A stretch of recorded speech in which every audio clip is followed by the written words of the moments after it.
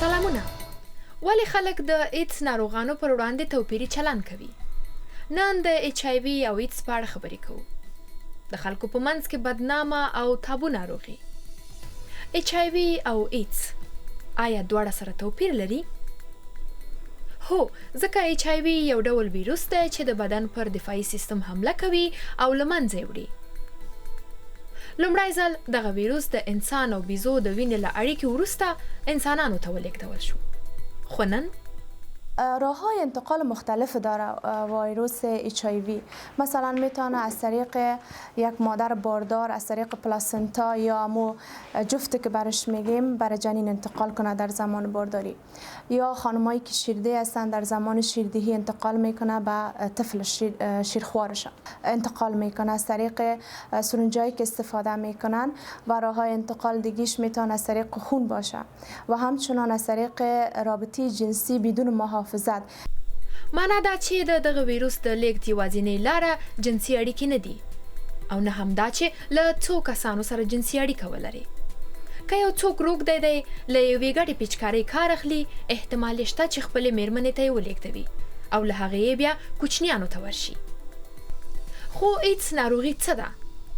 دا ناروغي هغه وخت منځته راځي چې د ایچ آی وي ویروس څو کاله په بدن کې پاتې شي. د ایډز له امله د بدن دفاعي سیستم ته زیان رسیږي او د انسان ژوند له ګواښ سره مخ کوي. په لومړي سر کې د دغې ناروغۍ نښې په ډېر شمېر کسانو کې تبه، ستوني درد، د بدن خارښ وي. نورې نښې هم شته چې ښایي ډېرې خپرېدونکي نه وي او په ټولو کسانو کې ښکاره نه شي، لکه ستړیا، د جوړو یا بندونو درد، د عضلو درد، د غدو پړسوب. خو هغه وخت چې د بدن دفاعي سیستم د ایچ آی وي له امله خراب شي، بیا نو د ایډز په ناروغانو کې د وزن کمیدو، سخت او دوامداره ناسناستی، د شپې خولې کېدل، د پوټکي ستونزې، پرلهپسې عفونت، نورې سختې او مرګونې ناروغۍ څرګندېدو نښې پیدا کیږي. دغه ناروغي په 1981 کال کې وپېژندل شوه چې تر دې دمه 36 میلیونه کسان د ایډز قرباني شوي او هر کال 2 میلیونه کسان په ایډز اخته کیږي. د افغانستان روغتیا وزارت وایي له دوی سره په ایډز د اخته کسانو شاوخوا 3500 شمیرې ثبت دي، خو دا شمیرې په تصادفي ډول د وینې د بانک لخوا ثبت شوي. خو اټکلي شمیرې بیا ښیي چې دغه شمیرې 11,000 دي. افغانستان کې پر دغه ویروس د اخته کېدو لاملونه څه دي؟ دلیل عمده افزایش واقعات مثبت ایچ آی وی در کشور فقر است، بیکاری است، سرحدات باز است، کشت مواد مخدر است، عدم آگاهی بعض از مردم در بخش ایچ آی وی است که به می اساس واقعات مثبت ایچ آی وی در کشور افزایش. اوس چې په دې پوه شو نو اړتیا نشته چې پر ایډز اخته کس پر وړاندې تبعیض او منفي قضاوت وکړو. راځئ اوس پر دې وغږیږو چې توپیري چلند زموږ خپلې روغتیا ته څومره زیان رسوي. ټولنیز حساسیتونه لامل کیږي چې پر ایچ آی وي اخته کس روغتیایي مرکزونو او بیا هم ډاکټر ته مراجعه ونه کړي. په دې ډول پر دغه ویروس اخته کس پرته له روغتیایي پالنې له موږ سره یا زموږ په شاوخوا کې ژوند کوي او د دې خطر شته چې په پټه د نورو بدن ته هم دغه ویروس ولېږدول شي. نه یوازې د جنسي اړیکو له لارې بلکې د ګډې ستنې یا پیچکارۍ له لارې هم. افغانستان کې دا امکانات هم شته پرته له دې چې پر ایچ آی وي د اخته کس هویت له نورو سره شریک شي، معاینات کیږي او روغتیایي پالنې لاندې نیول کیږي او له پراخ خپرېدو یې مخنیوی کیږي. VCT است که به شکل محرمانه اونجا تست تغذیه صورت میگیره. اگر خدای نخواسته تست تغذیه مثبت باشه بر از او یک کد نمبر داده میشه. مطابق کد نمبر اینها شناسایی گردیده و هیچ کس از این نمیفهمه که شخص مبتلا به ایچ آی وی ایدز است.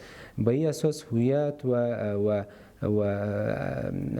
هویت شخص مذکور پنهان میمونه. پوښتنه دا ده چې ډاکټر ته مراجعه یا تشخیص د دغه ویروس په درملنه کې مرسته کولی شي؟ هو، سره له دې چې دغه ناروغي پرېکنده درملنه نه لري، خو په درملو کېدای شي د دغه ویروس د خپرېدو مخنیوی وشي او د ایډز له امله د مرګ مخه ونیول شي. څومره ژر چې پر دې ویروس اخته کس تر درملنې لاندې ونیول شي، هغومره د ایچ آی وي ویروس د کمېدو امکانات ډېرېږي. که چیرې یو نارینه دا شک لري چې په ایچ آی وي اخته دی، څنګه کولی شي خپلې ښځې او کوچني ته دغه ویروس ونه لیږدوي؟ یا خانم که باردار هستند زمانی که مقاربت جنسی با شوهر خود می داشته باشه باید از کاندوم استفاده شود، چون از طریق پلاسنتا میتونه به جنین انتقال کنه. یا خانمایی که شیرده هستند اینا را ما برشان مشورتی کنیم که باید به خاطر از اینکه از راه شیردهی هم میتونن انتقال کنن. اوس خبره دا ده چې ایډز ناروغي د ژوند د پای ته رسیدو په معنا نه ده. په درملو کیدای شي د ایډز ناروغان عادي ژوند وکړي، د عمر د اوږدوالي هیلې ډېرې شي او د ویروس له خپرېدو هم مخنیوی وکړي. د ایډز ناروغانو درملنه په افغانستان کې وړیا ده. له دې سره باید هیر نه کړو چې د ایچ آی وي ویروس د لیږد تر ټولو عادي لاره ناسمې جنسي اړیکې دي. خو له دغه ویروسه د خوندیتوب تر ټولو اسانه او اغېزمنه لار د جنسي اړیکو پر مهال د کاندوم کارول دي. تاسې څه فکر کوئ؟ د خلکو ترمنځ د دغه ویروس د خپرېدو څنګه مخنیوی کیدای شي؟ په همدې پوښتنې سره خپرونه پای ته رسوو. تاسې هم کولی شئ نظرونه او وړاندیزونه مو له موږ سره شریک کړئ. تر بلې خپرونې ښه وخت.